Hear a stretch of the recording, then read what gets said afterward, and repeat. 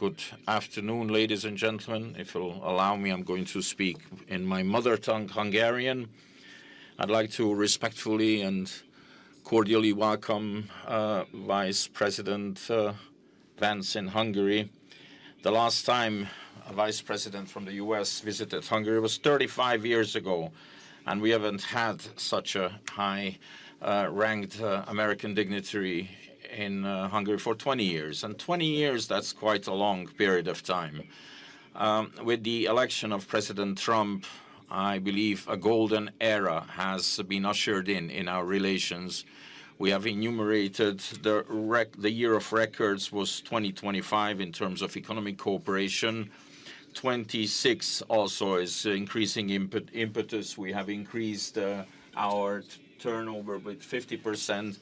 And we had 30 American companies announce FDI to the tune of 100 billion Hungarian forints. We've also strengthened our cooperation, expanded it with space technology and defense. We owe gratitude to President Trump and Vice President Vance for standing by Hungary during the past years. The United States of America is the strongest country in the world, and I am happy to say that they are our allies today. The peace and the security of Hungary, therefore, is guaranteed. Ladies and gentlemen, we also discussed the fact that Europe is heading towards one of the worst energy crises of all times. We are seeing drastic price hikes, and if we do not take measures on time, we are going to see a shortage of energy, oil, and gas. And in this situation, it is especially important that we have the energy cooperation between the U.S. and Hungary, without which we would not be able to guarantee the energy needs of Hungary, and we could not cap our utility prices. We have talked about the United States' efforts to achieve peace. Hungary has always supported the U.S. and President Trump personally in this peace effort. We've been living in the shadows of a war for 4 years now, and we are convinced that if President Trump were the president in 2022, there would not be a war now. It would not have started.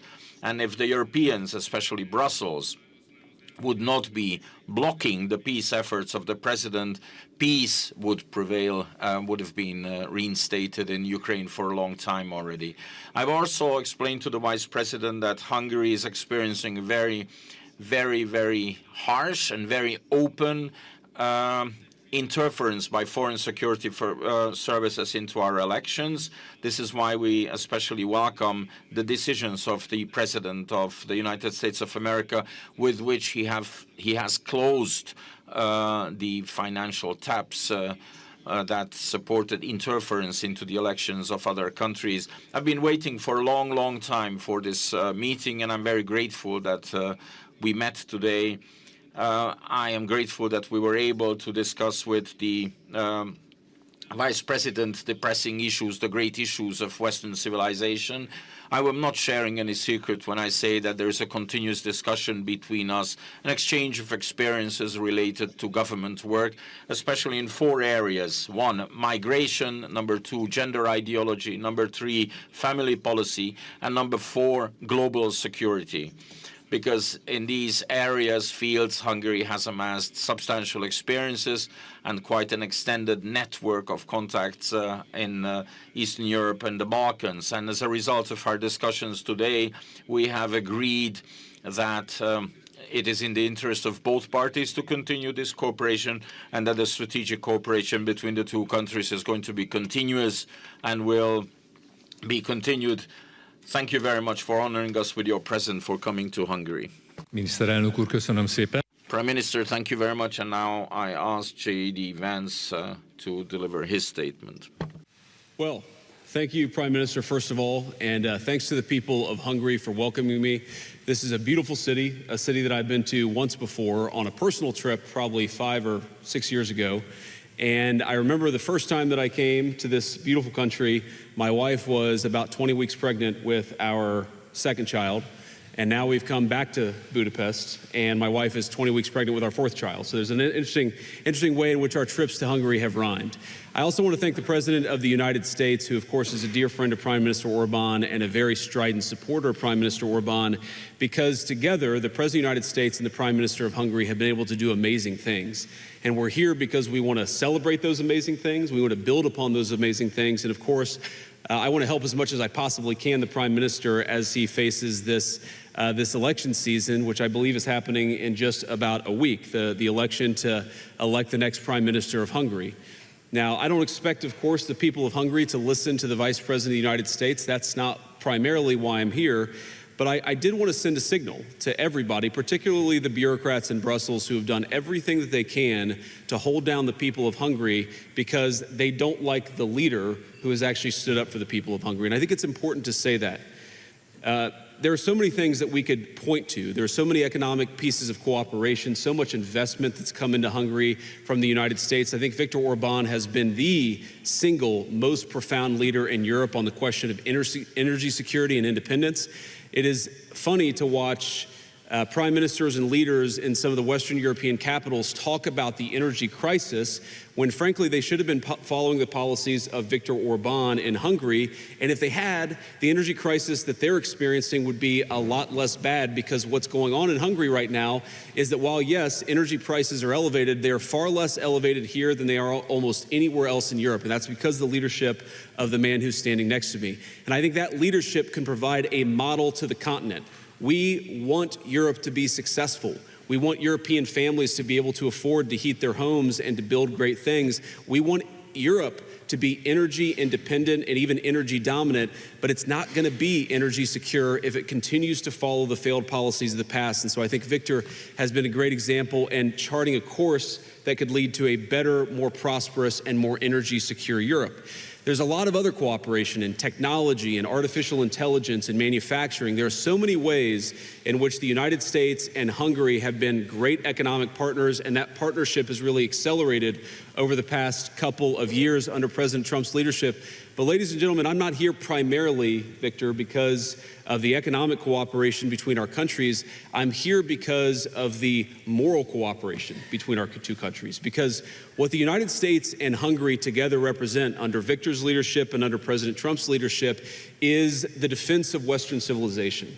The defense of the idea that children should be able to go to school and get educated and not indoctrinated. The defense of the idea that European and American families should be able to transport themselves and be able to afford to heat and cool their homes.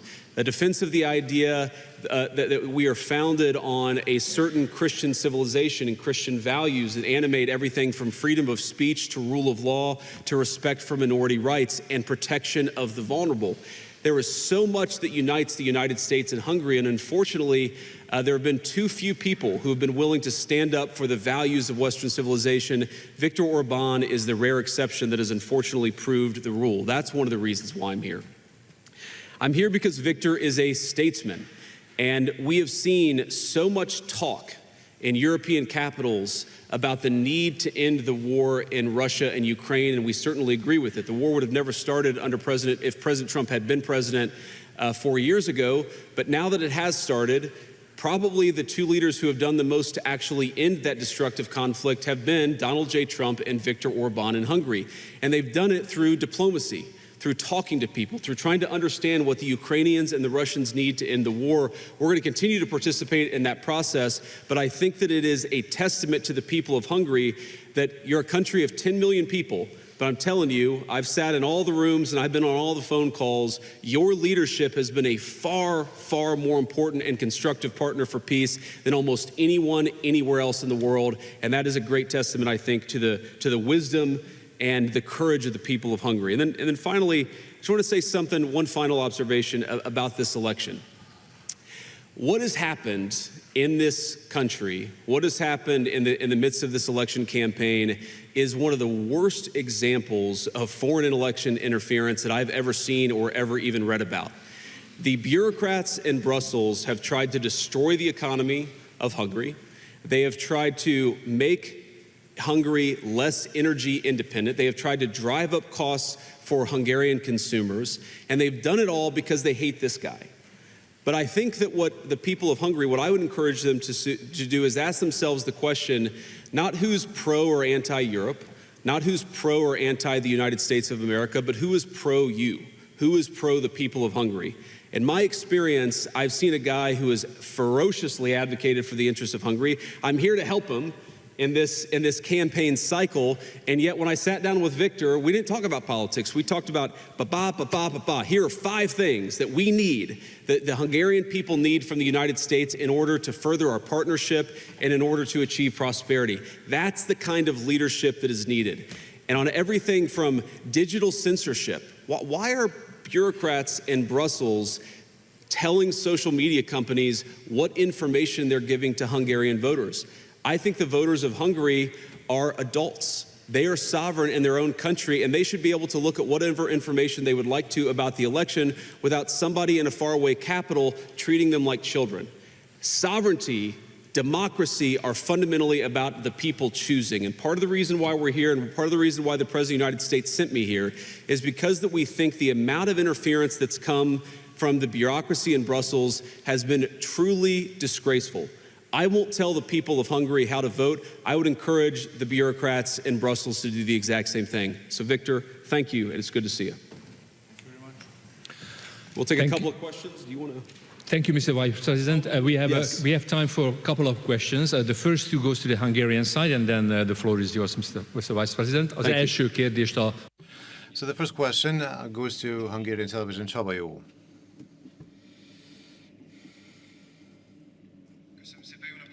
Thank you very much, and good afternoon. I would not like to stand up because of the cameras. Thank you. I have 2 questions. One is to Mr. Prime Minister, and the other one is to Mr. Vice President. From the Prime Minister, I would like to ask if they touched upon the possibilities of ending the Russian-Ukrainian war during the negotiations. And from the Vice President, I would like to ask you to comment on the threats of President Zelensky towards Hungary and personally towards Viktor Orban. Thank you.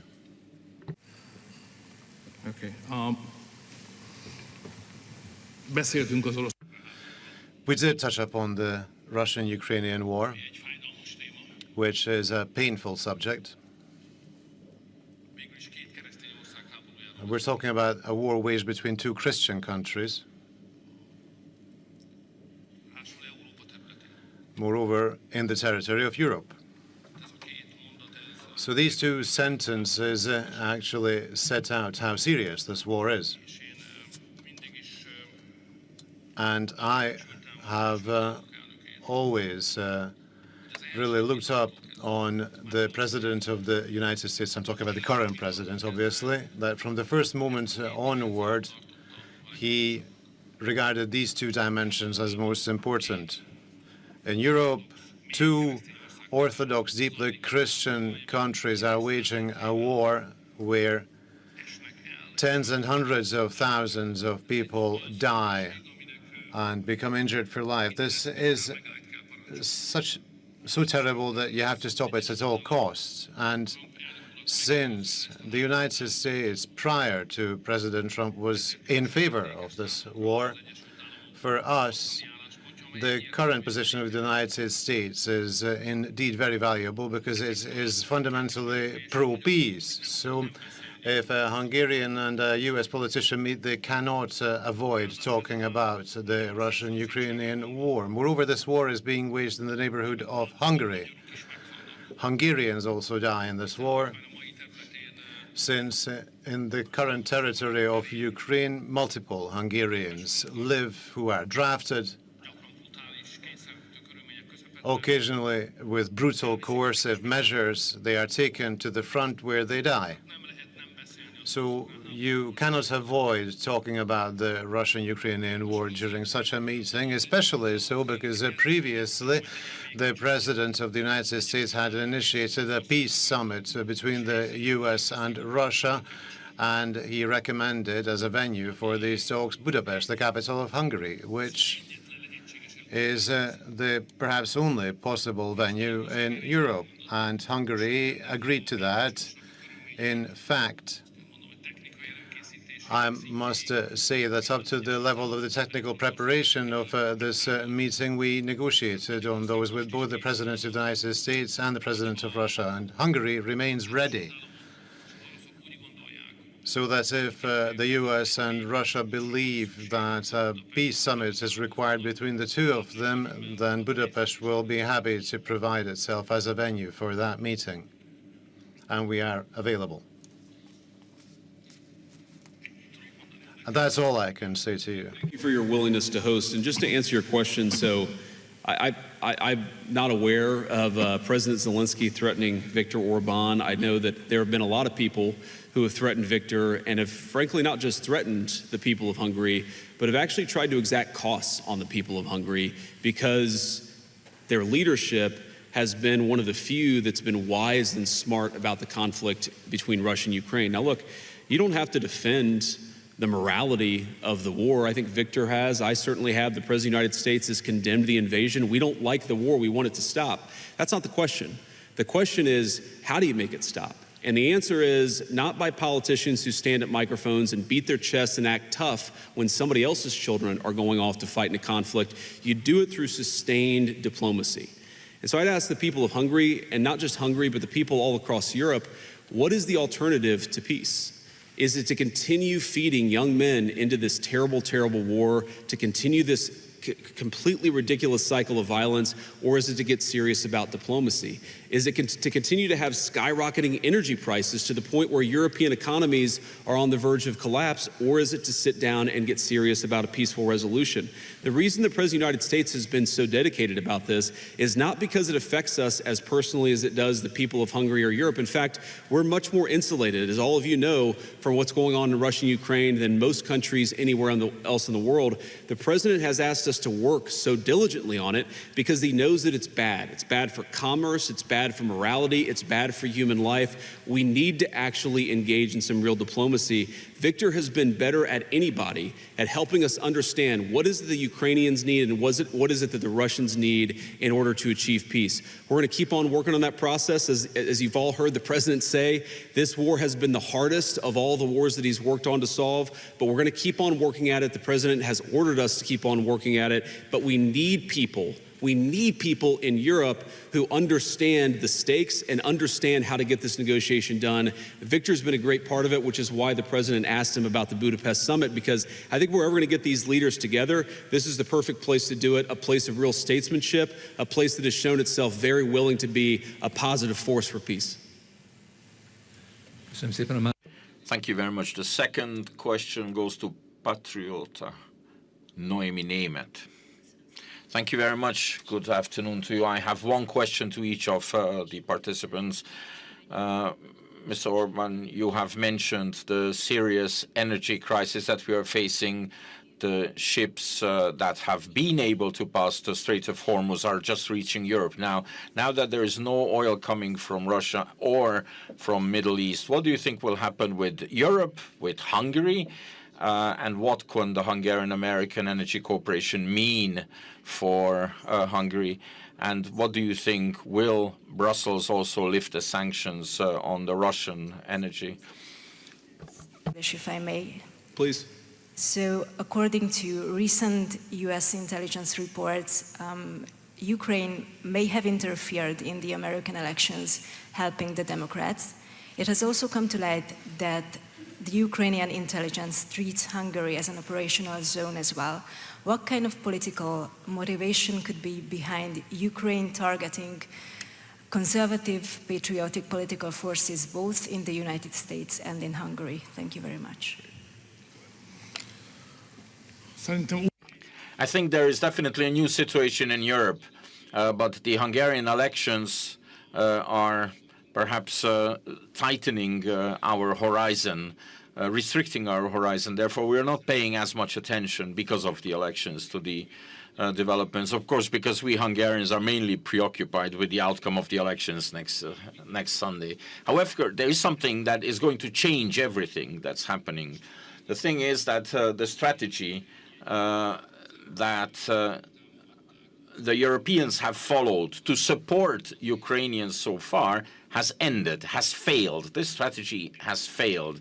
At the start already, it was an extremely strange idea to actually help the Ukrainians and try to bring about a situation where the protracted war puts Russia in such dire straits economically that in the end the Ukrainians, from the perspective of the Ukrainians and the Europeans who support them, the Russians will be forced to sit down with them in a weakened status that is preferable for the opposition.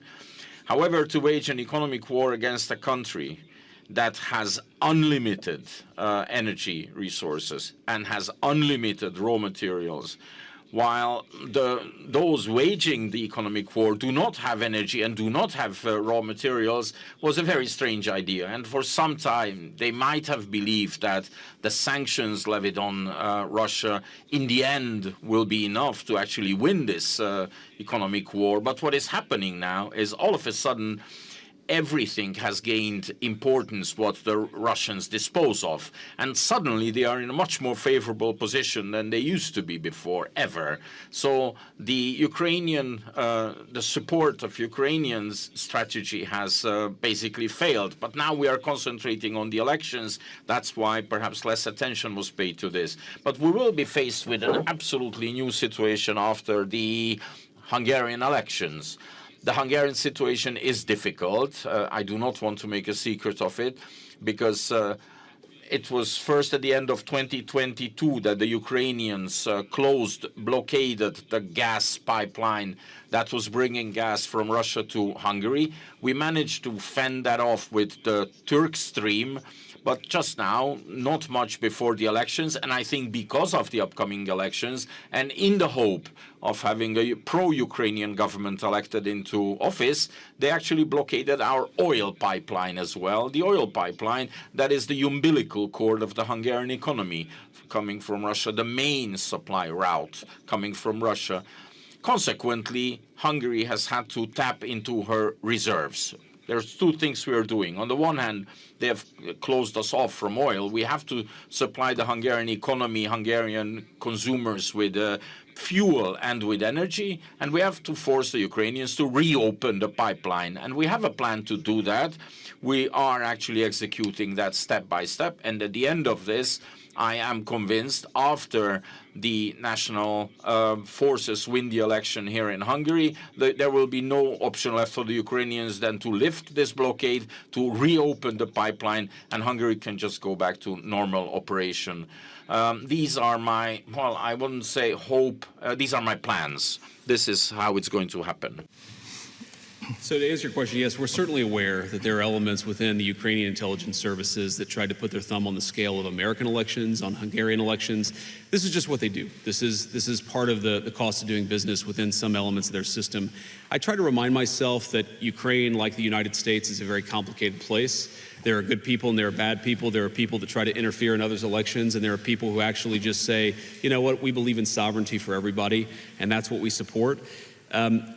For example, there were people in the Ukrainian system who were campaigning with Democrats literally in the weeks before the presidential election, where Donald Trump won very comfortably in November of 2024. So I'm aware of that stuff, but I don't think Viktor lets that stuff get to him. I don't let that stuff get to me. We're here to try to solve the problems for the people that we represent. And whatever certain elements within the Ukrainian system think about me or think about anybody else, I really believe it's in the best interest of Ukraine, the best interest of Europe and Hungary, the best interest of the United States for this war to come to as rapid of a close as possible. This is the seeds of this war, the seeds of this conflict were actually planted well before the fighting started. And they were planted when European leaders decided that they were going to go so deep into a particular energy economy that they were going to cut themselves off from oil and natural gas that came from the East. That was a huge mistake then, and it's obvious that it's a huge mistake now. And it's funny when I hear people accuse, my president, for example, of being pro-Russia. My president has done more to help Europe out with energy and liquid natural gas than anybody in the world, which weakens Russia. Because we would love our allies and our friends to pursue smart energy policies so their consumers can pay less money, but also when, God forbid, there's a conflict, they can rely on us rather than another country for the energy that they need. So it's so funny to me that very often the very people who accuse this or that leader of being pro-Russia are the very people who created an energy-weak economy in Europe to begin with, and that has done more than anything to make Ukraine weak and Russia strong. We just want the killing to stop. We want to get back to commerce. We recognize there's a lot of difficult issues, but the way to solve those issues is to talk to one another and to actually engage in the hard work of diplomacy.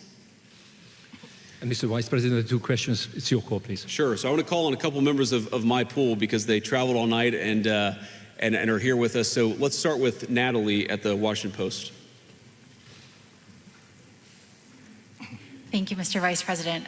The clock is ticking to tonight when the deadline looms for avoiding bombing infrastructure in Iran to the Stone Ages, as the President has said. Do you have any new information to believe that a deal can be reached by then? And secondly, there's been some rhetoric from this administration, your administration, about this war, God supporting the United States in this war and the strikes against Iran being part of God's will. Do you agree with that? And what do you make of the idea that God is on the side of the U.S. in these strikes? Well, so you asked if there's new information, and I don't, unless I have a text message from Steve. Well, I do have a text message from Steve Witkoff. Wouldn't you like to know the subject of this message? But no, I need to read it first before I talk about it. But here's what time is it in the United States right now? Okay, that makes sense. All right. Okay, so Natalie, on this question of the deal, I really think there are 2 pathways. The President's been very clear about this. There are 2 pathways that this thing is ultimately going to end. First of all, the United States has largely accomplished its military objectives. There are still some things that we'd like to do, for example, an Iranian ability to manufacture weapons that we'd like to do a little bit more work on militarily. But fundamentally, the military objectives of the United States have been completed. So that means, as the President has said, very shortly this war is going to conclude.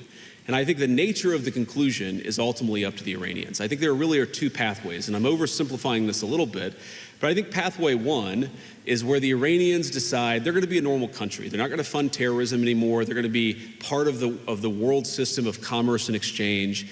And that's going to mean much better things for them economically. It's going to mean better things for the peace and safety of the world. It's going to mean a lot of good things for a lot of people all over the planet. That's option A. Okay. Option B is if the Iranians don't come to the table and they stay committed to terrorism, to terrorizing their neighbors, not just Israel, but of course their Arab neighbors too, then the economic situation in Iran is going to continue to be very, very bad, and frankly, it will probably get worse. And so what the President has asked his entire team to do, particularly Steve Witkoff and Jared Kushner, is to figure out what are the contours of a potential deal. What are they willing to do? Because militarily, it frankly doesn't matter one way or the other to us. It's fundamentally a question of what does this look like afterwards, and that has been what the negotiations have been focused on. And the President's also been very clear that while the Iranians are trying to exact as much economic cost through the Straits of Hormuz, the United States has the ability to extract much greater economic costs on Iran than Iran has on an ability to extract costs on us or on our friends in the world. So I hope that they're smart. The President has set a deadline for about 12 hours from now in the United States. We're going to find out, but there's going to be a lot of negotiation between now and then, and I'm hopeful that it gets to a good resolution. You know, the second question you asked about, is God on our side? Is God on, whose side? I think my attitude towards military conflict has always been to pray that we're on God's side. And my own view is that we're doing this for the right reasons. We're doing this because we don't want a regime that has committed acts of terrorism to have the world's most dangerous weapon, because that would mean a lot of innocent people dead. I certainly hope that God agrees with the decision that Iran shouldn't have a nuclear weapon, but I'll keep praying about it. And if he gives me a good answer, you'll be the first to know, Natalie. Next question. Let's see, I think we have Reuters and AP. Let's do Reuters. Okay, good. I checked my earpiece to see if somebody in my staff would tell me who I should call on, but nobody answered. This is just Hungarian, so go ahead. Thank you, Mr. Vice President. This is Sümeyra Pamuk from Reuters. I have a couple of questions. I do think you have to read that text because we have reporting that the United States is striking some targets in Kharg Island. You did say that the military objectives of this war have been achieved. So could you help us understand why the president is still threatening to attack every bridge and every power plant in Iran? You also said that this will wrap up soon, but yesterday in his press conference, when he was asked about a timeline, he did not give a specific timeline, and he had said 4 to 6 weeks, and we're now in week 6. Do you have a specific timeline? Excuse me, these are spontaneous questions. That's a lot of questions. Okay, I'll stop. I mean, the Hungary question is this: if Prime Minister Orban loses, does the United States commit to working with the new leader? Will you have a golden age relationship with the new leader? Thank you so much. Well, of course, we're going to work with whoever wins the Hungarian election because we love the people of Hungary and it's an important relationship. But Viktor Orban is going to win the next election in Hungary, so I feel very confident about that and about our continued positive relationship. Victor, is that right? That's the plan. Okay, all right. So you asked about Karg Island. My understanding, having talked to Pete and General Kane about this, is that we were going to strike some military targets on Karg Island. I believe we have done so. The president's deadline has been followed by us and everybody else, and he said very clearly, we're not going to strike energy and infrastructure targets until the Iranians either make a proposal that we can get behind or don't make a proposal, but he's given them until Tuesday at 8 o'clock. So I don't think the news on Karg Island represents a change in strategy or represents any change from the President of the United States. He continues to say the deadline is 8 o'clock. And the deadline is for what? Fundamentally, what Iran is trying to do, because they've been defeated militarily, is they're trying to extract as much economic pain on the world as possible. And the President of the United States is a man who recognizes leverage, that if the Iranians want to exact a certain amount of pain, the United States has the ability to exact much, much greater pain. The President doesn't want to do that.